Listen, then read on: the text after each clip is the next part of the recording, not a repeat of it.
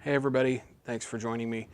David in with you, and today we are going to talk about everyone's favorite low-end instrument, the bass.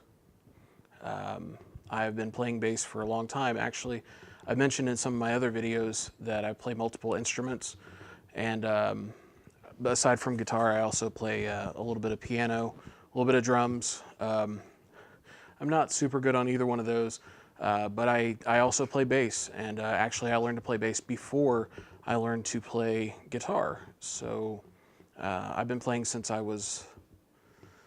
think it was about 12 was when I first learned. So been doing that for quite a while.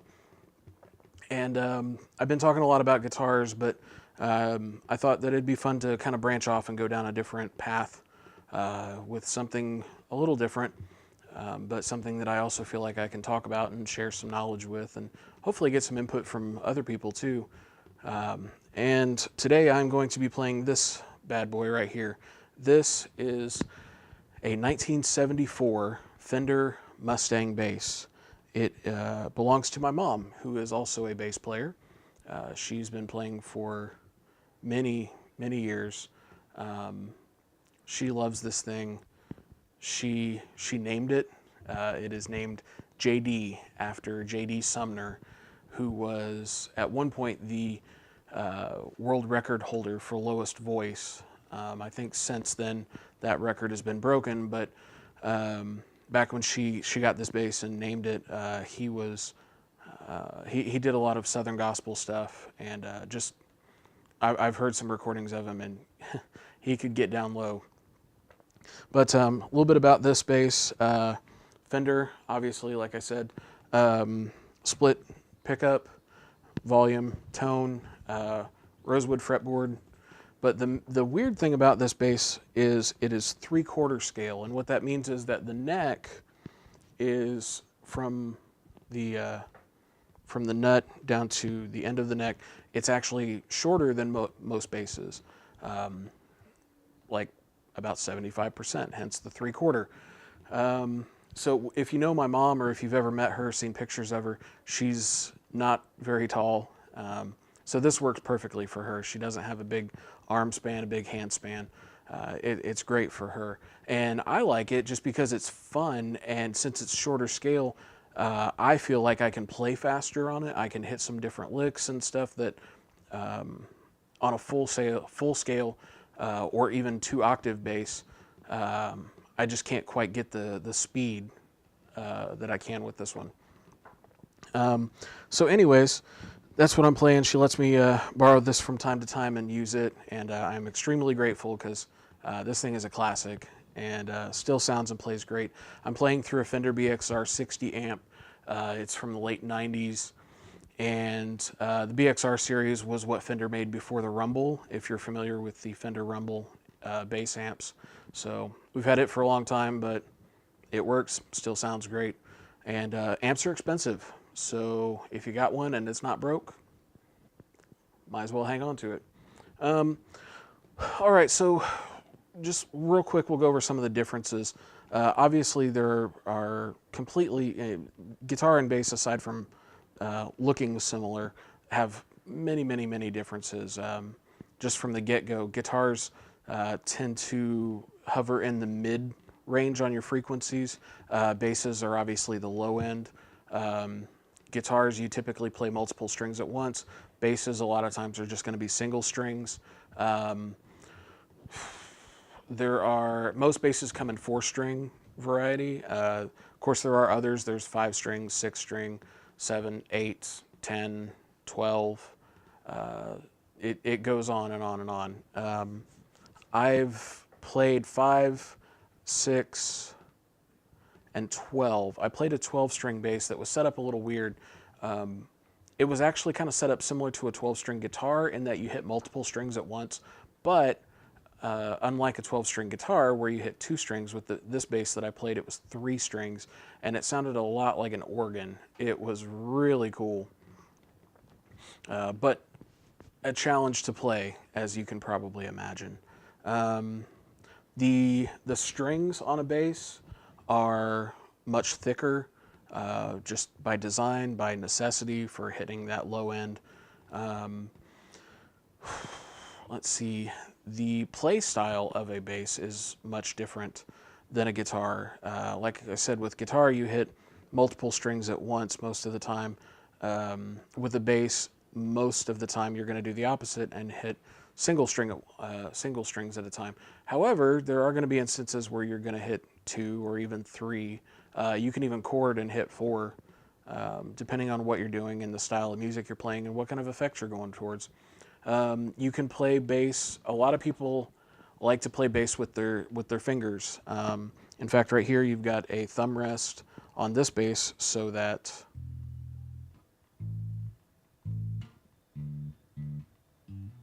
you can rest your thumb on there and play with your fingers. I also will sometimes do that on the pickup, but you can also play with your thumb. You know, there's a lot of guys that do that. There's slap style where you kind of, well, there is no kind of to it. You actually do you're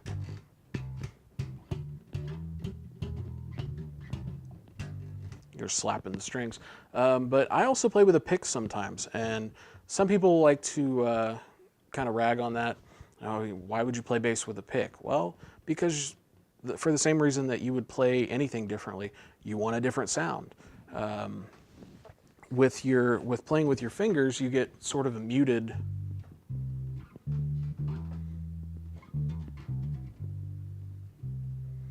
sound, but if you play with a pick, you get a little bit more attack. It hovers, it inches a bit more up towards your mid-range.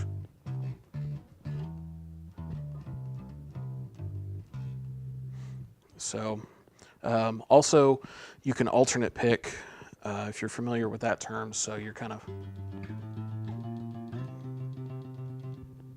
and you can do that with your fingers too, except it's, you know, just whatever's comfortable for you, what you like. So moving on, kind of the point of a bass player is many will say that, well, many will say many different things, to be honest, but everybody in the band is important. I talked about that in my rhythm video, where, you know, if you're playing rhythm on guitar, you're just as important as everyone else. If you're playing bass, you're just as important as everyone else, but that also means you're not necessarily more important, but that's arguable. Bass players, some people say that they have the responsibility for setting the timing. Some people will say that falls with the drummer. Some people will say that falls with the rhythm guitarist or whoever's playing. But really, the truth is, the responsibility for setting the rhythm is with the entire band. If you've ever played and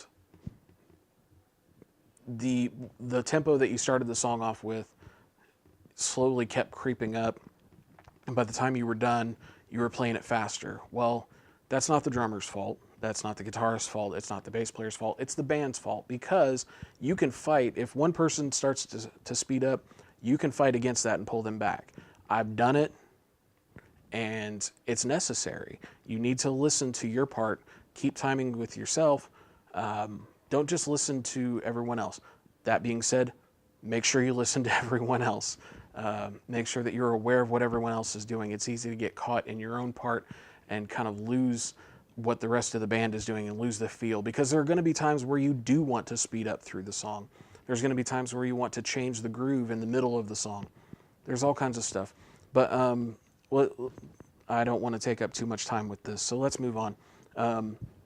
One of the things I'm going to talk to you about as we kind of go into the jam here in a few minutes is your notes. I'm sorry, I noticed that I say a lot, and I need to quit that. I need to think more about what I'm saying before I open up my mouth. So, anyways, 4/4 timing, which is the timing that most songs are going to be written in, unless you're talking about some other different genres. There's a lot, like if you're doing waltz type stuff, it's 3/4, or you know, hymn songs are a lot of times in 3/4 or 6/8, but we're going to talk about 4/4 because that's the simplest one. So your quarter notes,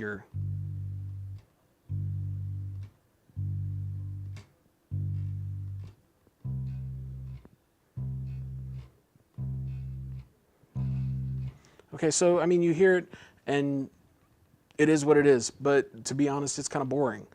So you want to be aware of the song, be aware of the feel of the song, or the feel of the band, what everyone's going for, because then you can add in your eighth notes.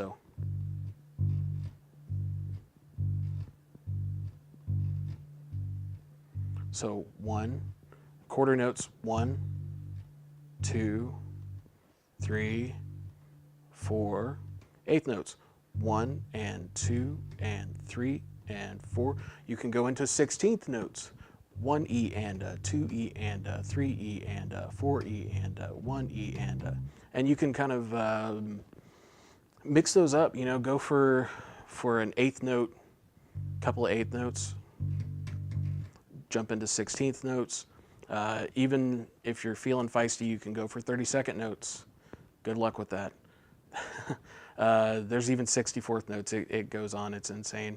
But just vary it up. But the thing that I want to impress upon you is if you're not familiar with the song, please, please, please don't stop playing. Or don't just hit a note and let it ring unless that's what the song calls for. So if the song is you know, grooving and is pretty fast and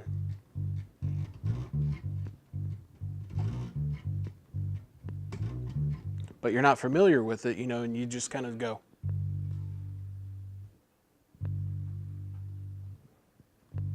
It's the same time, but you're completely changing the entire feel of the song.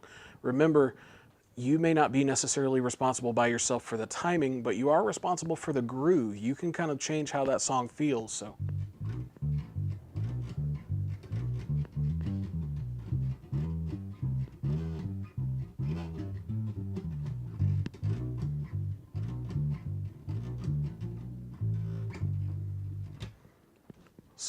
be aware of it, think about it, have fun, obviously, that's kind of the thing. Don't let it be so intimidating, but I would encourage you to think about the song, be familiar with it as best you can. You know, sometimes you get dropped in situations, but something else to learn, and it's something for another video entirely, but just learn your runs, learn your scales.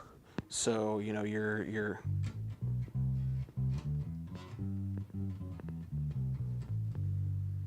or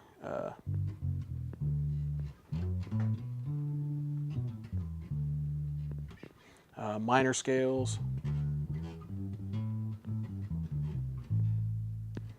And you can use that to all kinds of effects. You can run into your chord changes and even just run into chords itself if your note stays the same.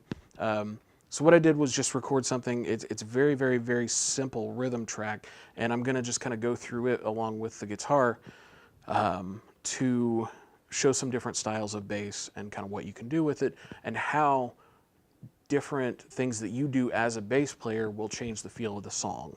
All right?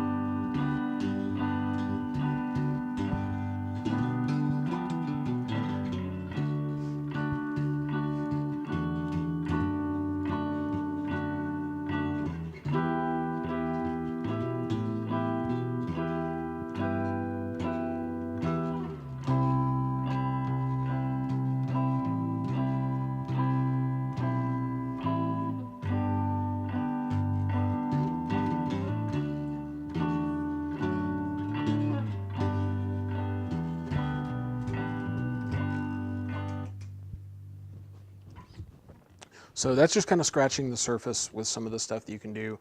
Go out and check out some bass players, because man, there's some good ones out there. Of course, obviously Geddy Lee, Victor Wooten. Yeah, one of my personal favorites is Flea. Les Claypool has a big reputation. I'm not a fan of his style, but I know some people that just absolutely love him. And I mean, no doubt about it, the guy's talented. I just don't prefer his style myself. But there's so many other things that we could go into. There's effects pedals for basses. There's different styles of basses, obviously. Gosh, we haven't even talked about like corresponding chords and split chords, and just there's so much to do. But kind of the thing is, value your bass players, because they are super important, and learn, always be learning, and just have fun as usual. That's kind of my message, I think, most of the time. So I'll wrap it up. Thanks for watching. Like, comment, subscribe, share, tell your friends, leave information, leave feedback. I've got a couple of videos that I'm going to be making, just because I know that these are things that people have asked me about. So I like to interact with people. I will, if you want to see a video about something, let me know. I will make it, as long as I'm comfortable enough with the subject to speak on it. So thanks again for tuning in, and I will cut things off. And as always, make sure that you keep practicing.